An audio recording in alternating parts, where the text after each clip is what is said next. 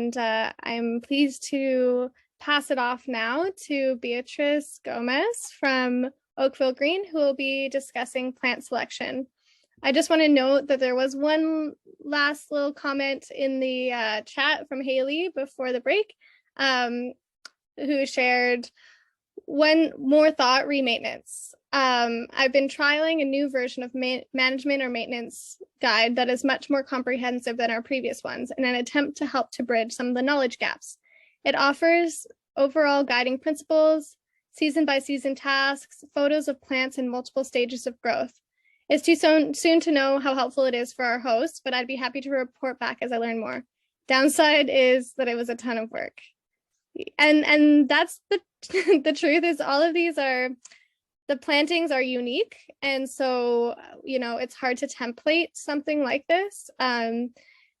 But sometimes when you work with a landscape architect or someone like that, they may be able to provide certain guidance around the plants that they've selected.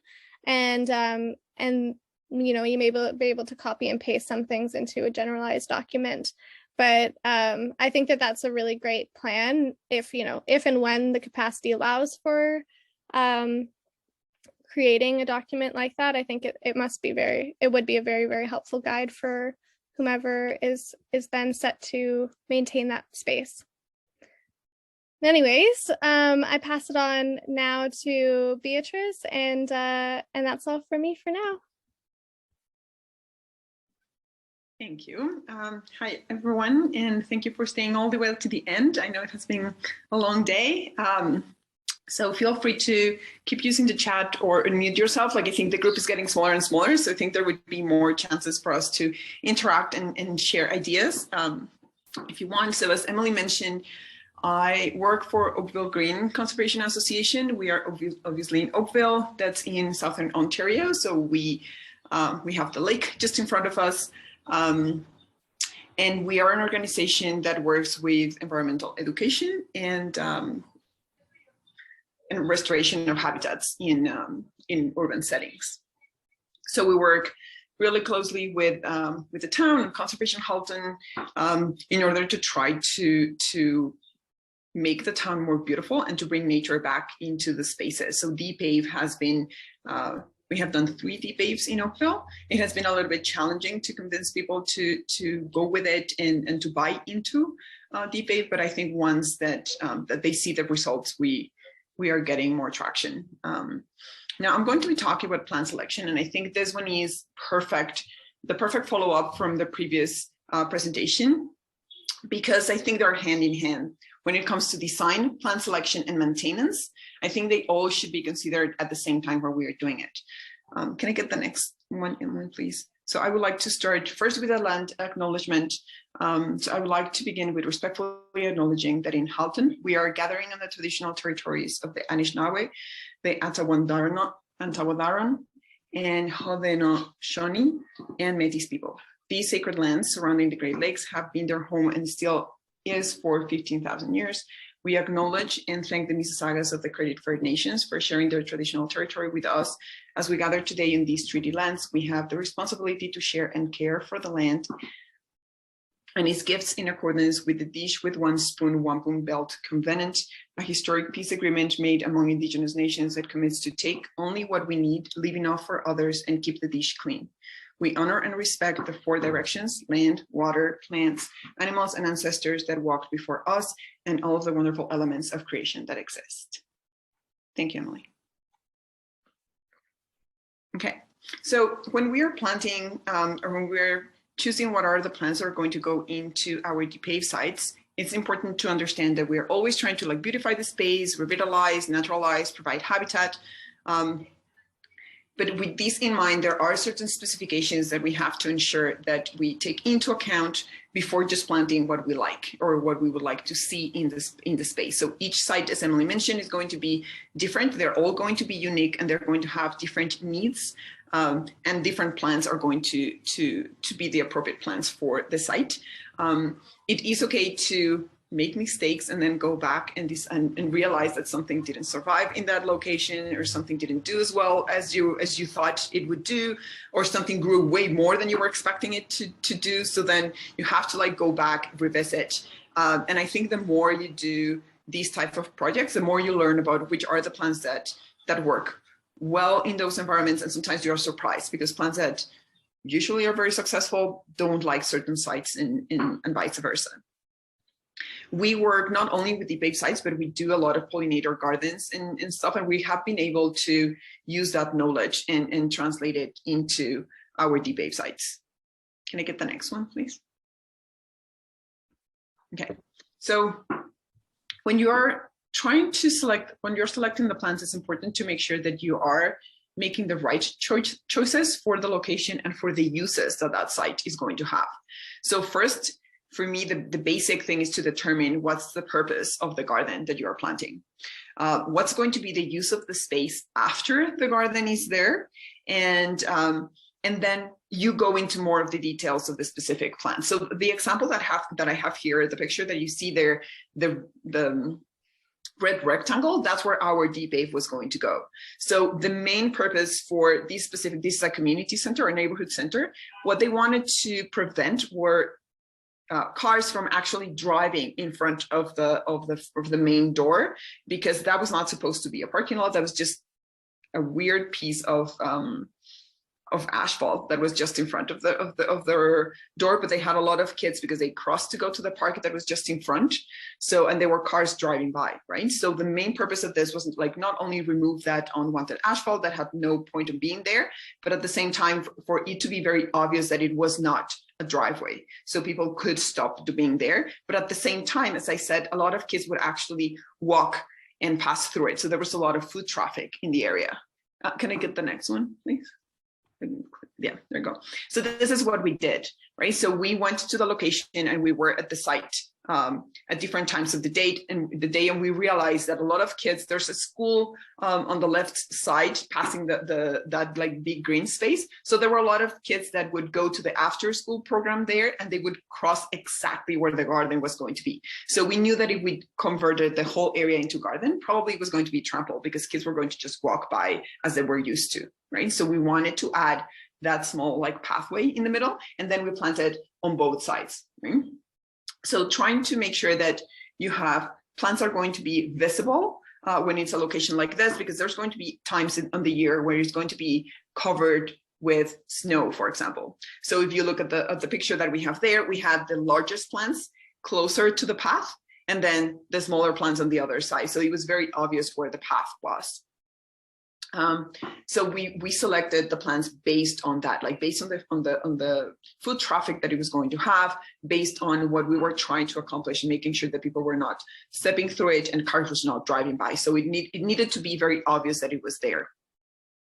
Another important piece is to make sure that we have different blooming times and interest that stays there throughout the year. So if you go there in spring, it looks beautiful. If you go there in the summertime, it looks beautiful. So something that adds like texture and interest all year round.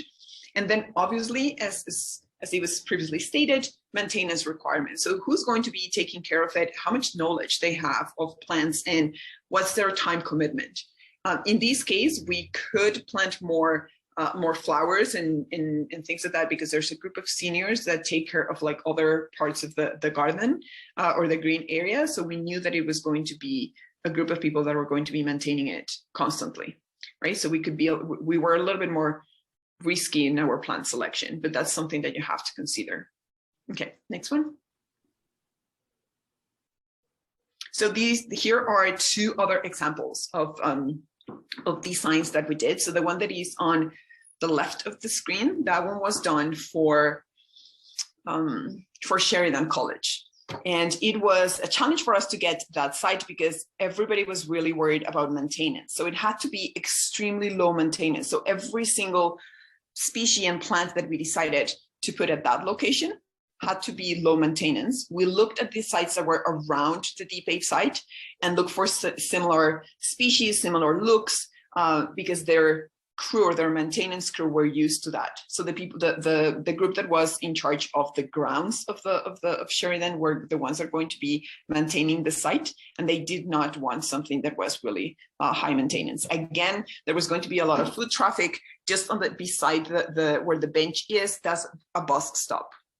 right? So we knew that people were like walking by again. There's on the other end, it's the starting of the parking lot. So we knew that people were going to be like walking by again. So we didn't want people to like trample on things. And in this case, we decided to do it the other way around. So the smaller plants, and that's a more traditional way of planting. So the smaller plants are closer to the path, and then the larger ones are on the edges. And we were able here, because it was a large site, to plant really like trees and shrubs that are going to eventually be larger. To Emily's point before, we know that they're going to be large. So even though at the beginning or right now, we planted it last year, doesn't look very impressive because those plants are small, we know that in a few years, they're going to be large enough and fill the spaces. So instead of making it look really nice and full right now, we decided to go with the long term and measure the actual size that those plants are going to reach when they are larger, right?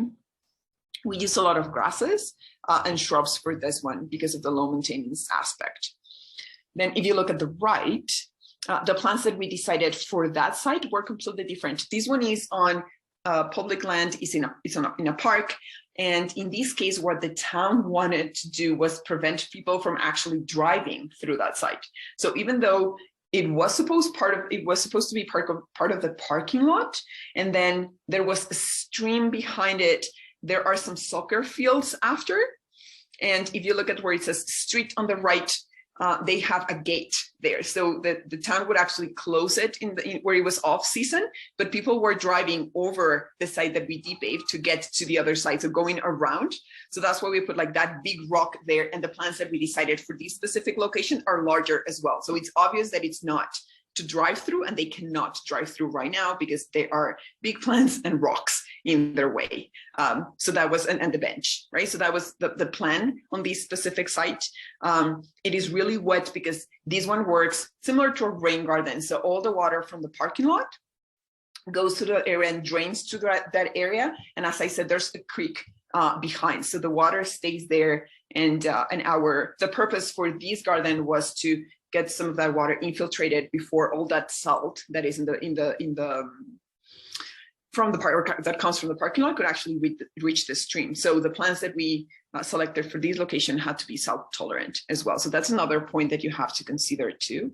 Not only like where it is, but what is the usage and how the water is going to be there. What are some of the like probably chemicals are going to be reaching the site and decide on the species that can survive that. Because all the water from the parking lot gets there, it is really wet during the springtime and after rainfalls. Right? So that's another consideration. It has to be plants that have wet feet or they won't survive. Okay, the next one, please. Okay, now there are many different softwares now available out there. I put a few examples over there of the ones that I have used. If you do have Apple products, iScape is a really good one. I personally like Pro Landscape and Garden Planner. Those are the ones that we usually use. They do have the selection of the plants. Sometimes they even they show you the size once the plants are larger or are fully grown, so you can actually consider the spacing between plants that you have to use.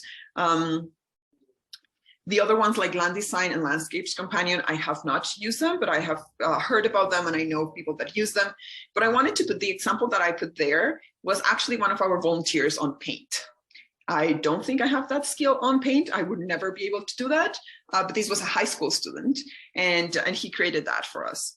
So it doesn't look very or extremely professional, but at the same time, like it did what we wanted it to do, right? And it was you could actually see how it looked, like the exact size, like the locations. Like I think he did a pretty good job. He used like different symbols to show where the plants were going to go, and all that was basically manual. Again, I don't know how he did it, but it doesn't have to be complicated, or we don't have to use a very sophisticated design software in order to do it. But it definitely helps sometimes, as I said, to show how it will look. And when you are selling it to, or selling the idea to the hosts, the more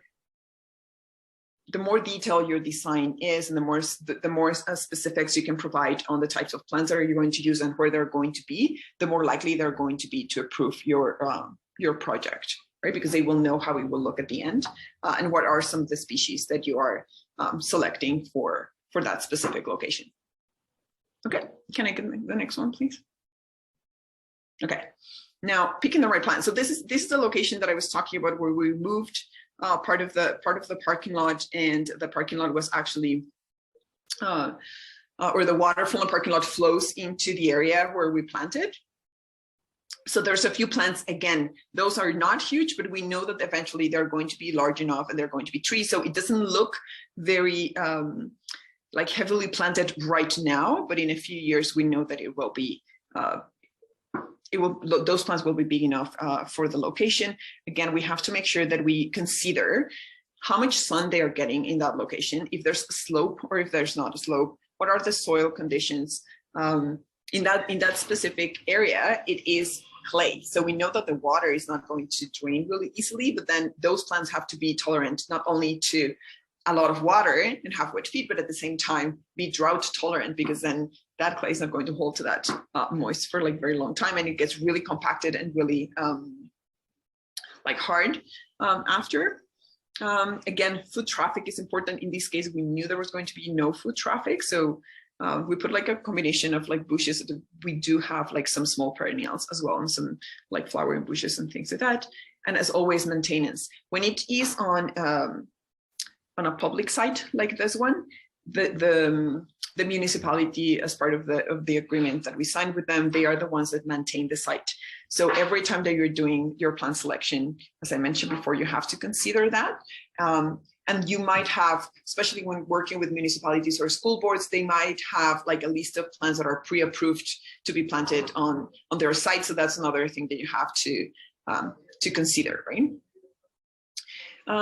Depending on the locations, so far we have been lucky enough that all our locations have been mostly full sun, right? So there's more options for that. We were looking at one that there were like really big trees around the area. So we know that probably was going to have to be like ferns and plants that could stand a lot of shade, which I think is a different challenge. Again, like soil conditions, slope, like all those details have to be considered before you do the design and before you decide which are the plants that should go into a specific site.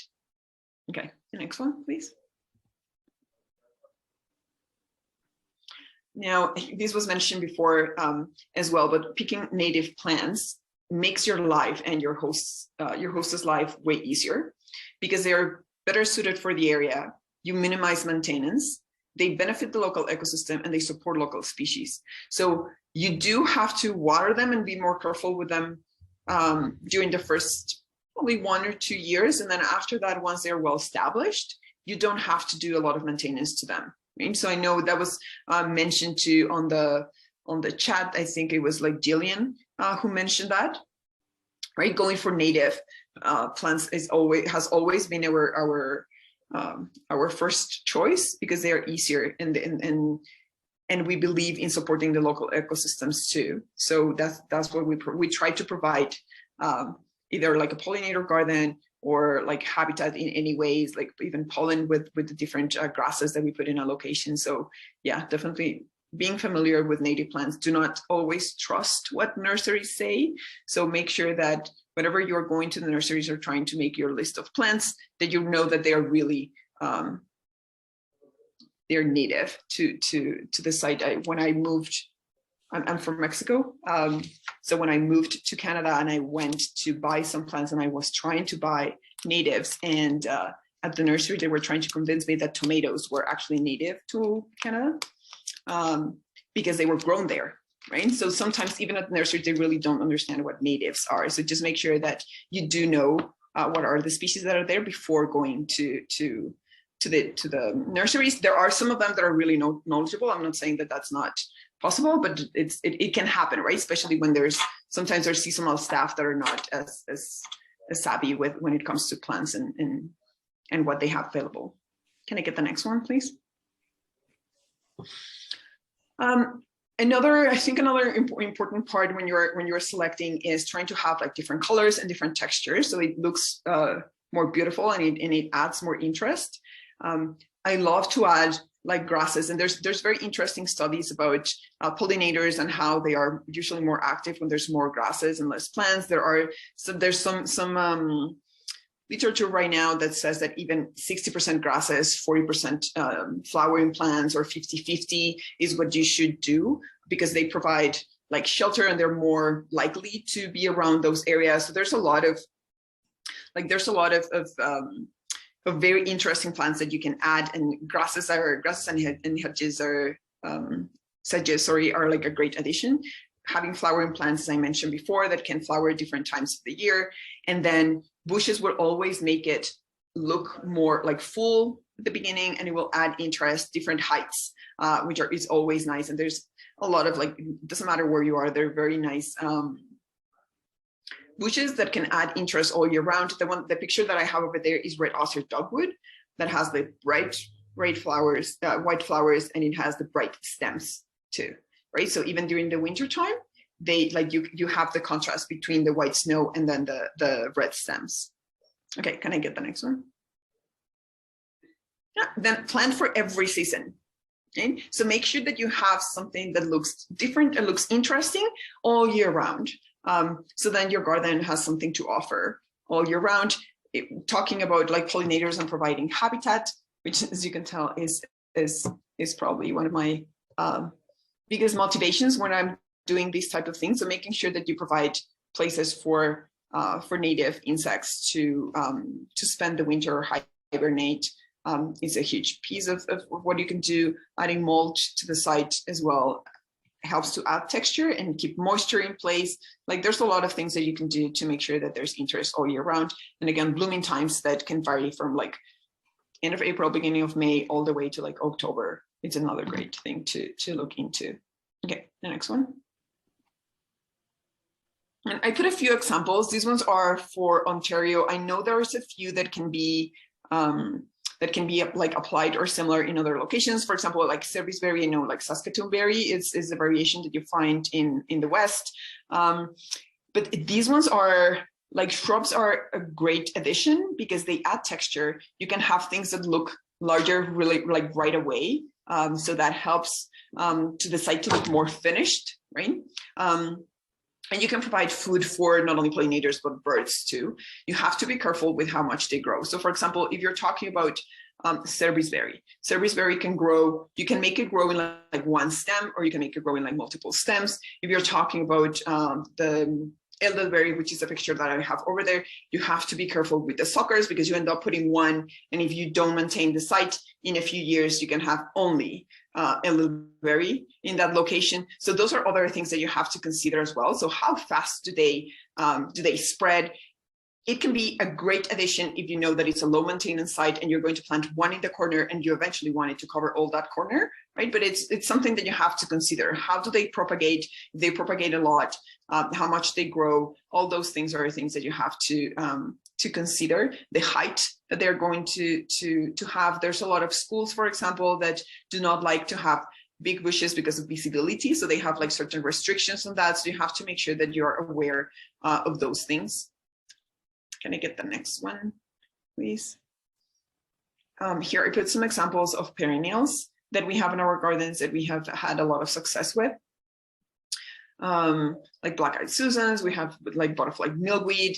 The picture that I have over there is wild Columbine. So this is one of the first flowering plants that we have in Ontario, or the ones that flower, they're early bloomers, right? So this is a great pollinator plant to have. They seed themselves. So again, you plant one or two, and then eventually you have like 15 in 2 or 3 years, which could be a great advantage or could be a disadvantage depending on what you want, right? So again, it's something to consider as well. If you put like blue flag iris, I know they're going to be more in one place, but I know like there's a lot of things that you have to consider in the long term. So not only that they look nice the date that you planted, but in the long term, how much they're going to propagate, how far away they're going to grow. Like if they seed, if they not, you can do seed collection as well. And that's something that we do in some of our sites to make sure that some of those more aggressive plants do not seed in the location. So we go back to those sites and then we can actually we cut or we remove part of the seeds if it's in a specific size where we don't want them to propagate. We have all the other pollinator gardens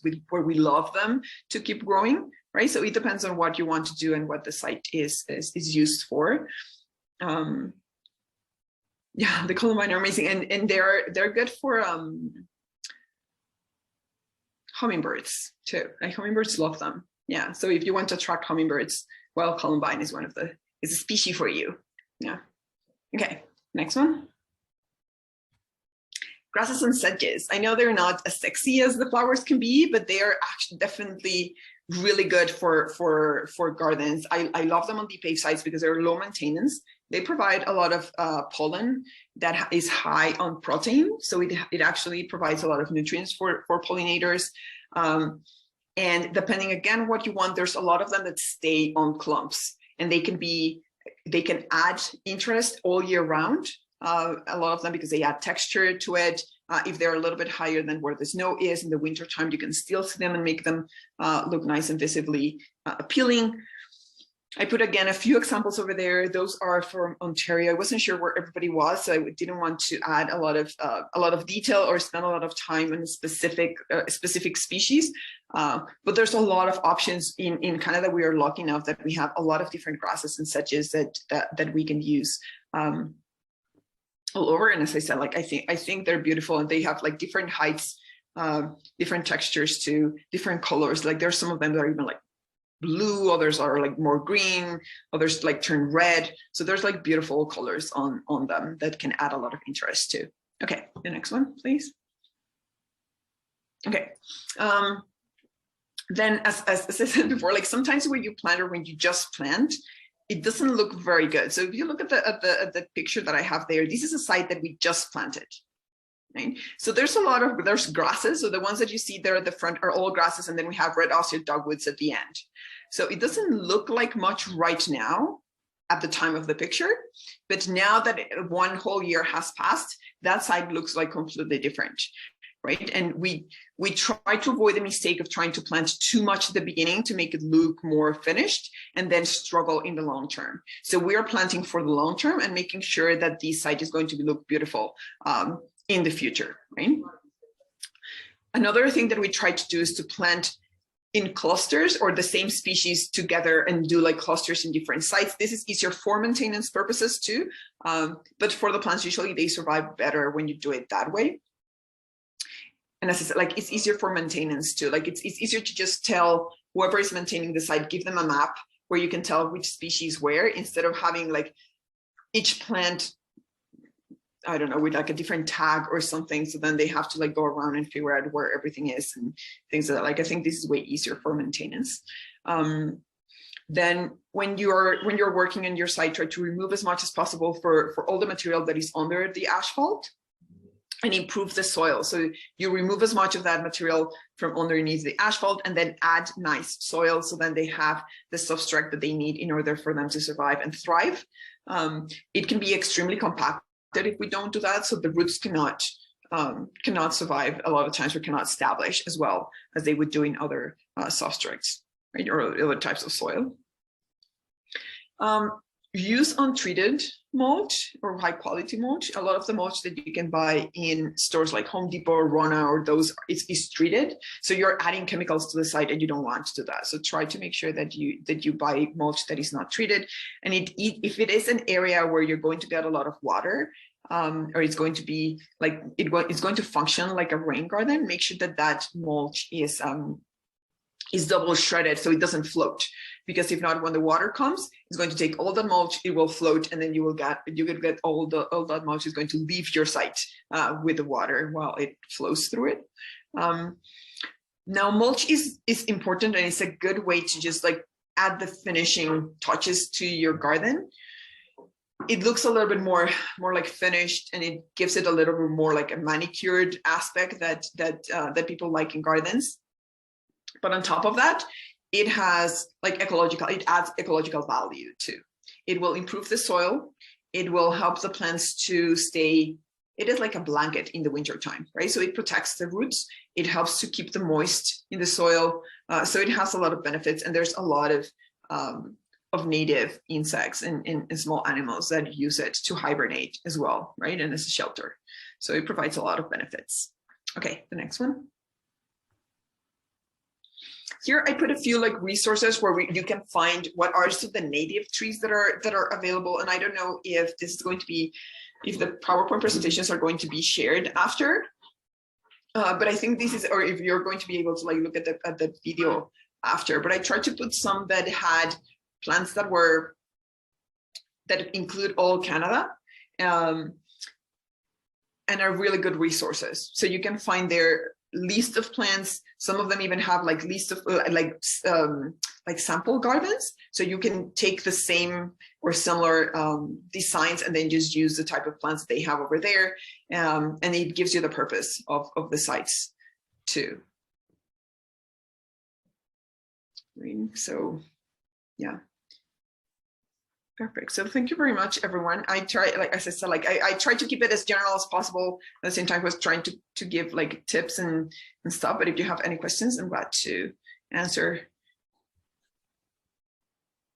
Oh, treated mulch. Yeah. So So a lot of the times, what they do with treated mulch is that they add chemicals to it to change colors. Sometimes it can be like the one that is black or red and things like. Usually that mulch is treated and they add chemicals to it, so just try to avoid that. And it says untreated. When it is untreated and it has nothing on it, it says untreated. A lot of municipalities or conservation authorities can provide untreated mulch for free sometimes, so reach out to them to see if they have any available, because when they remove trees or branches from sites or whatever, they sometimes create their own mulch, so they can provide that. De nada, Joseph.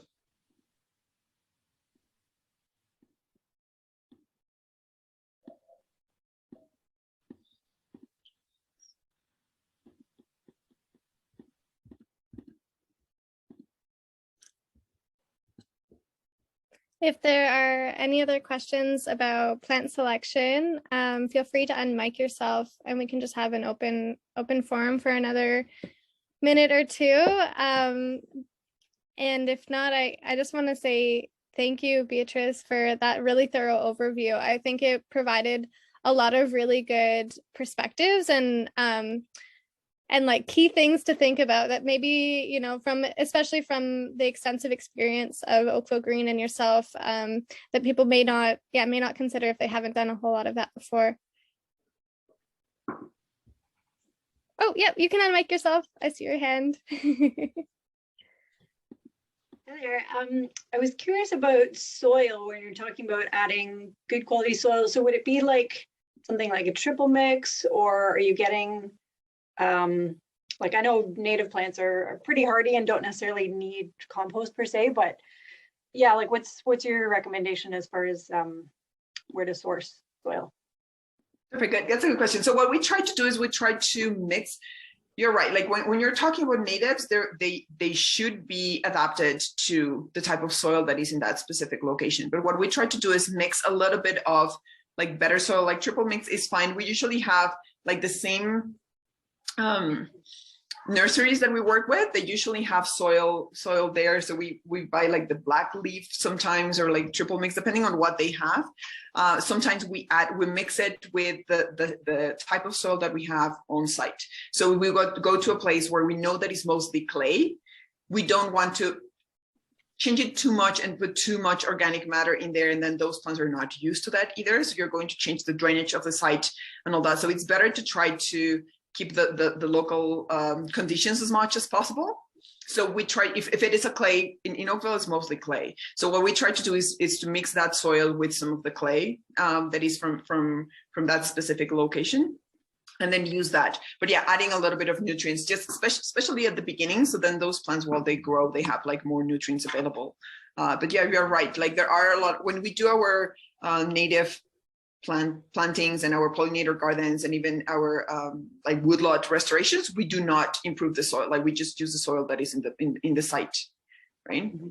In this case, it's different because the soil was removed. So you're starting from zero. Sometimes, again, based on the drainage, you can add like sand and clay and mix it all together just to have the right texture, depending on the amount of moisture that you want, depending on the type of plants that you're going to have there, and how much the site is going to drain and how much water is going to receive, things like that. Mm-hmm. And I guess if the primary concern is soil compaction and not necessarily soil quality, like once you remove the asphalt, could you maybe just sort of dig things up a bit to improve that drainage and just sort of leave it at that? Yeah, we've done that too. Like when you get, and again, like it's clay, and a lot of the times like cars have been driving by, so it's extremely compacted. So yeah, just loosening it a little bit, adding a little bit of like that organic matter to make it a little bit more loose, and to like just add extra room for those roots to be able to grow. Yeah, for sure. Thanks. No problem.